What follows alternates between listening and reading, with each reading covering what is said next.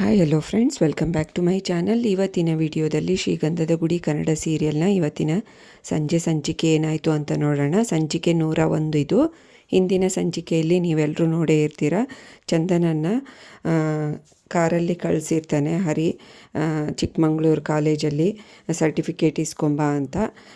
ದಾರಿ ಮಧ್ಯದಲ್ಲಿ ಬಂದುಬಿಟ್ಟು ಅಡ್ಡ ಹಾಕಿ ನಟರಾಜ್ ಅವರು ಕೂತ್ಕೊಂಡಿರ್ತಾರೆ. ಅಲ್ಲಿಗೆ ಈ ಸಂಚಿಕೆಯನ್ನು ಮುಕ್ತಾಯಗೊಳಿಸಿರ್ತಾರೆ. ಈ ಸಂಚಿಕೆಯಲ್ಲಿ ಅದೇ ಕಂಟಿನ್ಯೂ ಆಗುತ್ತೆ. ಒಳ್ಳೊಳ್ಳೆ ಸಾಂಗ್ ಹಾಕೋ, ಇದು ಯಾವುದೇದೋ ಹಳೆಯ ಹೊಸ ಸಾಂಗ್ ಹಾಕ್ತೀಯ, ಇದನ್ನು ಕೇಳೋಕ್ಕೆ ಆಗಲ್ಲ ಕಿವಿಯಿಂದ ಅಂತ ಹೇಳ್ತಾರೆ. ಅಣ್ಣವ್ರದ್ದು ಯಾವುದಾದ್ರೂ ಒಳ್ಳೆ ಸಾಂಗ್ ಇದ್ದರೆ ಹಾಕೋ ಅಂತ ಡ್ರೈವರ್ಗೆ ಹೇಳ್ತಾನೆ. ಅದಕ್ಕೆ ಅವರು ಗಂಗಾ ಯಮುನಾ ಸಂಗಮ ಈ ಜೋಡಿ ಅಂತ ಒಂದು ಸಾಂಗ್ ಹಾಕ್ತಾರೆ ಅವರು. ಅದಕ್ಕೆ ಇವರು ಎಂಜಾಯ್ ಮಾಡಿಕೊಂಡು ಹೋಗ್ತಾ ಇರ್ತಾರೆ. ಚಂದನ ಹೇಳ್ತಾಳೆ, ಯಾವ್ದು ಕೇಳ್ತಾರೆ ಅಂಕಲ್ಲು ಅದೇ ಹಾಕು ಡ್ರೈವರ್ ಅಣ್ಣ ಅಂತ ಹೇಳ್ತಾಳೆ. ಈ ಕಡೆ ಹರಿ ಮತ್ತು ಮುತ್ತುರಾಜು ಬೈಕಿಂದ ಬರ್ತಾ ಇರ್ತಾರೆ. ಹರಿಗೆ ತುಂಬ ಟೆನ್ಷನ್ ಆಗಿಬಿಟ್ಟಿರುತ್ತೆ.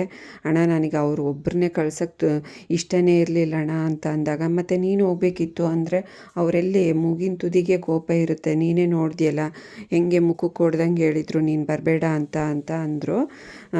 ನೋಡ್ದಿಯಲ್ಲ ಅಣ್ಣ ಅಂತ, ನನಗೆ ತುಂಬ ಟೆನ್ಷನ್ ಆಗ್ತಾ ಇದೆಯಣ್ಣ, ಅವರ ಅಣ್ಣ ಮತ್ತು ಅವರಪ್ಪ ಎಲ್ಲಿ ಅವಳನ್ನ ಅಲ್ಲೇ ಉಳಿಸ್ಕೊಂಡ್ಬಿಡ್ತಾರೆ ಅಂತ ಫೀಲ್ ಆಗ್ತಾ ಇರ್ತಾನೆ. ಏನೂ ಆಗೋದಿಲ್ಲ ಬಿಡು, ಅವ್ರು ಗ್ಯಾರಂಟಿ ಬಂದೇ ಬರ್ತಾರೆ, ಕಾರ್ ಬೇರೆ ಮಾಡಿ ಕಳಿಸಿದೀಯಾ, ಬರ್ತಾರೆ ನೋಡು ಅಂತ ಸಮಾಧಾನ ಮಾಡ್ತಾನೆ ಮುತ್ತುರಾಜು.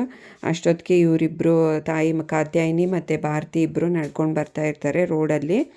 ಇವರು ಒಬ್ರಿಗೊಬ್ಬರು ಸಿಗ್ತಾರೆ, ಒಬ್ರಿಗೊಬ್ಬರು ಪಾಸ್ ಆಗ್ತಾರೆ. ಅವರತ್ತೆ ಇವ್ರ ಒಳ್ಳೆ ಮುಖ ನೋಡಿಬಿಟ್ಟೆ ನಾನು ಅಂತ ಬೈಕೊಂಡು ಗೊಣ್ಕೊಂಡು ಹೋಗ್ತಾ ಇರ್ತಾಳೆ. ಭಾರತಿ ಅಲ್ಲೇ ನಿಂತ್ಕೊತಾಳೆ. ಮುತ್ತುರಾಜ್ ನೋಡಿಕೊಂಡು ಹಿಂದಿಂದೆಲ್ಲ ನೆನೆಸ್ಕೋತಾರೆ ಅವ್ರದ್ದು ಇದು ಎಲ್ಲ ಕಳೆದಿರೋ ಸಮಯನ. ಇಬ್ಬರು ಒಬ್ರಿಗೊಬ್ಬರು ನೆನೆಸ್ಕೊಂಡು ಫೀಲ್ ಆಗ್ತಾ ಇರ್ತಾರೆ. ಅಷ್ಟೊತ್ತಿಗೆ ಅವ್ರ ಅತ್ತೆ ವಾಪಸ್ ಬಂದುಬಿಟ್ಟು, ಏನೇ ಇಲ್ಲೇ ನಿಂತಿದೆಯಾ ಈ ದರಿದ್ರದವನ ಮುಖ ನೋಡಿಕೊಂಡು, ಬಾ ಹೋಗೋಣ ಅಂತ ಹೇಳ್ಕೊಂಡು ಹೋಗ್ತಾಳೆ. ಒಬ್ರಿಗೊಬ್ಬರು ಹಾಗೆ ನೋಡ್ತಾನೇ ಇರ್ತಾರೆ. ತಿರುಗಿ ಇವನು ನೋಡ್ತಾ ಇರ್ತಾನೆ, ಅವಳು ಅಷ್ಟೇ. ಇಲ್ಲಿಗೆ ಈ ಸೀನನ್ನು ಮುಗಿಸ್ತಾರೆ. ಬಾಣ ಹೋಗೋಣ ಅಂತ ಹೇಳಿ ಕರ್ಕೊಂಡು ಹೋಗ್ತಾನೆ. ಮುತ್ತುರಾಜನು ಅಷ್ಟೇ, ಬಾ ಹೋಗೋಣ ಅಂತ ಹೇಳ್ತಾನೆ. ನಟರಾಜ್ ಅವರು ನಿದ್ದೆ ಹೊಡಿತಾ ಇರ್ತಾರೆ. ಇವರು ಡ್ರೈವಿಂಗ್ ಮಾಡ್ತಾ ಇರ್ತಾರಲ್ಲ, ವ್ಯತ್ಯಾಸ ಆಗಿ ಹಂಪ್ಸ್ ಬಂದಾಗ ಜೋರಾಗಿ ಬ್ರೇಕ್ ಹಾಕಿ ಎಕ್ಸ್ಲೇಟ್ರ್ ಹಾಕಿ ಏನೋ ಒಂದು ಮಾಡಿ ಡಬ ಅಂತ ಕಾರ್ ಸೌಂಡ್ ಆದ ತಕ್ಷಣವೇ ಎದ್ಬಿಡ್ತಾರೆ. ಹೀಗೇನೋ ಕಾರ್ ಓಡಿಸೋದು ಅಂತ ಚಾಕುನೇ ತೋರಿಸ್ಬಿಡ್ತಾರೆ. ಅಯ್ಯೋಯ್ಯೋ, ಇಷ್ಟು ಸಣ್ಣ ವಿಷಯಕ್ಕೆ ಯಾಕೆ ಚಾಕು ತೋರಿಸ್ತಾ ಇದ್ದೀರಾ ಅಂತ ಚಂದನ ಗಾಬರಿ ಆಗ್ತಾಳೆ. ಇಲ್ಲಮ್ಮ, ಹಣ್ಣು ಕಟ್ ಮಾಡಿಕೊಡ್ತೀನಿ ತಿನ್ನು ಅಂತ ಎಲ್ರಿಗೂ ಕೊಡ್ತಾರೆ ಹಣ್ಣು ತಿನ್ನೋದಕ್ಕೆ. ಆ್ಯಪಲ್ ತಗೋ ಅಂತ ಹೇಳ್ತಾರೆ ಎಲ್ಲರಿಗೂ. ಹಾಗೆ ನೀನು ಸ್ವಲ್ಪ ಆ್ಯಪಲ್ ತಿಂದ್ಬಿಟ್ಟು ಇಲ್ಲೇ ಹತ್ತಿರದಲ್ಲಿ ವಾಶ್ರೂಮ್ ಇದೆ, ಹೋಗ್ಬಾ, ಚಿಕ್ಕಮಂಗ್ಳೂರಿಗೆ ಹೋಗೋದು ತುಂಬ ಲೇಟ್ ಆಗುತ್ತೆ ಅಂತ ಹೇಳಿ ಅವಳನ್ನ ಕಳಿಸ್ತಾರೆ. ಕಾರ್ ಸೈಡಿಗೆ ಹಾಕೋ ಅಂತ ಹೇಳಿ ಅವಳು ಹೋಗಿ ಬರ್ತಾಳೆ ವಾಶ್ರೂಮ್ಗೆ. ಅಷ್ಟರೊಳಗೆ ಬಂದು ಕುತ್ಕೊಳ್ಳೋ ಅಷ್ಟೊತ್ತಿಗೆ ಈ ಕಡೆ ಅದಲು ಬದಲು ಆಗಿಬಿಟ್ಟಿರ್ತಾರೆ. ನಟರಾಜ್ ಅವರು ಡ್ರೈವರ್ ಸೀಟಲ್ಲಿ ಕುತ್ಕೊಂಡ್ಬಿಟ್ಟಿರ್ತಾರೆ. ಇದನ್ನು ನೋಡಿ ಶಾಕ್ ಆಗ್ತಾಳೆ ಚಂದನ. ಯಾಕಣ್ಣ ನೀವು ಅವ್ರ ಕೈಯಲ್ಲಿ ಕೊಟ್ರಿ, ಬಿಡಿ ಅಂಕಲ್ ಅವರೇ ಓಡಿಸ್ತಾರೆ, ಪರವಾಗಿಲ್ಲ ಅಂತ ಹೇಳ್ತಾಳೆ.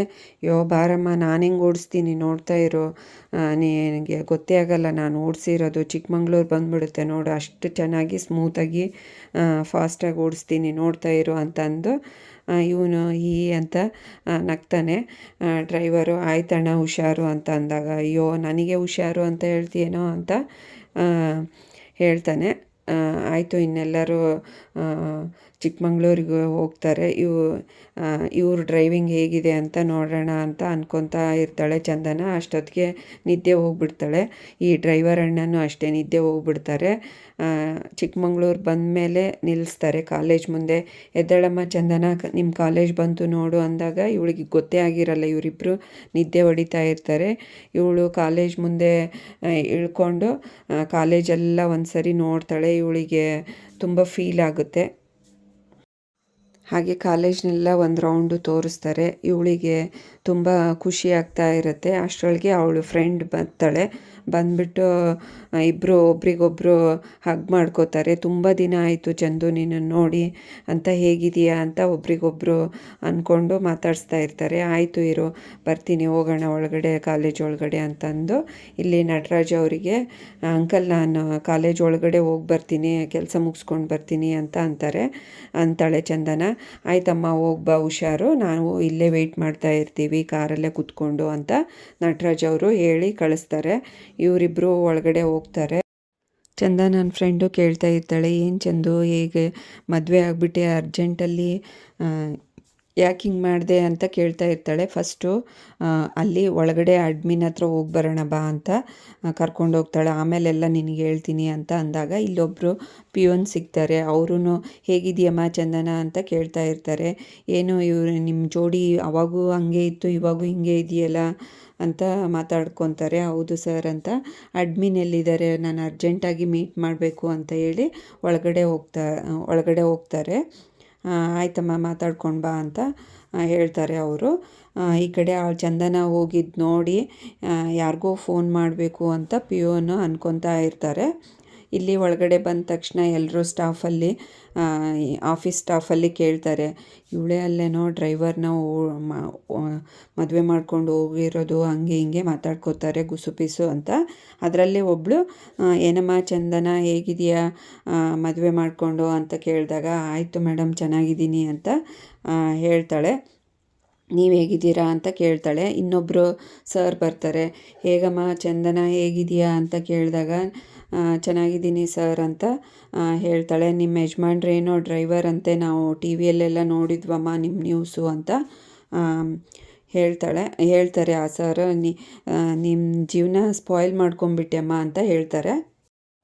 ಈ ಕಡೆ ಪಿಯೋನ್ ಇರ್ತಾರಲ್ಲ ಅವರು ಈ ಕಡೆ ಹೊರಗಡೆ ಬಂದು ಕಾಲ್ ಮಾಡ್ತಾರೆ ದಾಸ್ ಅವರಿಗೆ, ಚಂದನ ಅವರ ಅಣ್ಣಂಗೆ, ನಿಮ್ಮ ತಂಗಿ ಬಂದಿದ್ದಾರೆ ಸರ್ ಅಂತ ಹೇಳ್ತಾನೆ. ಯಾರ್ಯಾರು ಬಂದಿದ್ದಾರೆ ಅವಳ ಜೊತೆಗೆ ಅಂತ ಕೇಳ್ತಾರೆ ದಾಸ್.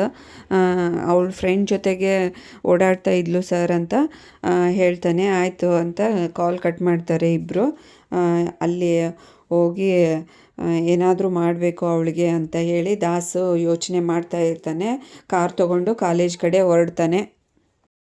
ಈ ಕಡೆ ಚಂದನ ಕಾಲೇಜ್ ಗ್ರೌಂಡಲ್ಲಿ ಎಲ್ಲರ ಫ್ರೆಂಡ್ಸ್ ಹತ್ರ ಮಾತಾಡ್ತಾ ಇರ್ತಾಳೆ ನಕ್ಕೊಂತ. ಎಲ್ಲರೂ ಅದು ಇದು ಕಾಲು ಎಳಿತಾ ಇರ್ತಾರೆ. ಅದಕ್ಕೆ ಅಷ್ಟರೊಳಗೆ ಕಾಲ್ ಬರುತ್ತೆ ಚಂದನಗೆ. ಹರಿ ಕಾಲ್ ಮಾಡಿರ್ತಾನೆ. ಈ ಕಡೆ ಸೈಡಿಗೆ ಬಂದು ಮಾತಾಡ್ತಾಳೆ, ಹೇಗಿದ್ದೀರಾ, ಹೇಗಾಯಿತು, ಅಲ್ಲೆಲ್ಲಾದರೂ ಏನಾದರೂ ಪ್ರಾಬ್ಲಮ್ ಇದೆಯಾ ಅಂತ ಗಾಬರಿಯಿಂದ ಕೇಳ್ತಾನೆ. ನೀವೇನು ಗಾಬರಿ ಮಾಡ್ಕೋಬೇಡಿ, ನಾನು ಚೆನ್ನಾಗೇ ಇದ್ದೀನಿ ಅಂತ ಹೇಳ್ತಾಳೆ ಚಂದನ. ಇಲ್ಲಿ ನಿಮ್ಮಪ್ಪ ಅವರು ಬಂದಿದ್ದಾರೆ ನಮ್ಮ ಜೊತೆಗೆ ಅಂತ ಹೇಳ್ತಾಳೆ. ಹೇಳೋ ಬೇಡ ಅಂತ, ಅವನ್ಯಾಕೆ ಬಂದ ಅಂತ ಬೈದ್ಬಿಡ್ತಾನೆ.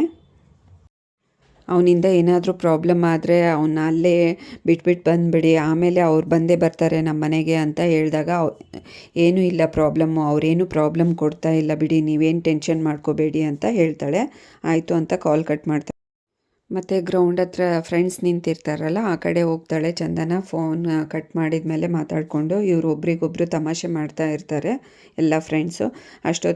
ಅಷ್ಟೊತ್ತಿಗೆ ಒಬ್ಬರು ಸ್ಟಾಫ್ ಇರ್ತಾರಲ್ಲ ಅಡ್ಮಿನ್ ಸ್ಟಾಫಲ್ಲಿ, ಅವ್ರು ಬಂದು, ಚಂದನ ಹಾಗೆಲ್ಲ ಕೊಡೋಕ್ಕಾಗಲ್ಲಮ್ಮ, ಡೈರೆಕ್ಟಾಗಿ ಇಷ್ಟು ಬೇಗ ಕಳ್ಕೊಂಬಿಟ್ಟಿದೀಯ ನೀನು, ತುಂಬ ಪ್ರೊಸೀಜರ್ ಇದಕ್ಕೆ ಇದೆ, ಇವತ್ತು ಬೇರೆ ಪ್ರಿನ್ಸಿಪಲ್ ಬರ್ತಾ ಇಲ್ಲ ಅಂತ ಅಂದಾಗ, ಹೌದಾ ಮೇಡಮ್, ನಾನು ಅಷ್ಟು ದೂರದಿಂದ ಬಂದುಬಿಟ್ಟಿದ್ದೀನಿ, ನನಗೆ ಬೇಕೇ ಬೇಕು ಸರ್ಟಿಫಿಕೇಟು, ನಾನು ಕೆಲಸಕ್ಕೆ ಸೇರ್ತಾ ಇದ್ದೀನಿ ಅಂತ ಅಂದ ತಕ್ಷಣವೇ, ಆಯ್ತಮ್ಮ ಒಂದು FIR ಕಾಪಿ ಬೇಕಾಗುತ್ತೆ, ಪೊಲೀಸ್ ಸ್ಟೇಷನಲ್ಲಿ ನೀನು ಕಂಪ್ಲೇಂಟ್ ಕೊಟ್ಟು ಈ ಥರ ಆಗಿದೆ, ಕಳೆದೋಗಿದೆ ಅಂತ ಮಿಸ್ಸಿಂಗ್ ಕಂಪ್ಲೇಂಟ್ ತೊಗೊಂಡು ಬಾ, ಅದನ್ನು ಇಲ್ಲಿ ನಾವು ಇದು ರಿಜಿಸ್ಟ್ರ್ ಮಾಡ್ಕೊತೀವಿ, ಮತ್ತು ನಿನಗೆ ಒರಿಜಿನಲ್ ಕಾಪೀಸ್ ಬಂದ ತಕ್ಷಣವೇ ಯೂನಿವರ್ಸಿಟಿಯಿಂದ ನಿನಗೆ ಕಾಲ್ ಮಾಡಿ ತಿಳಿಸ್ತೀವಿ.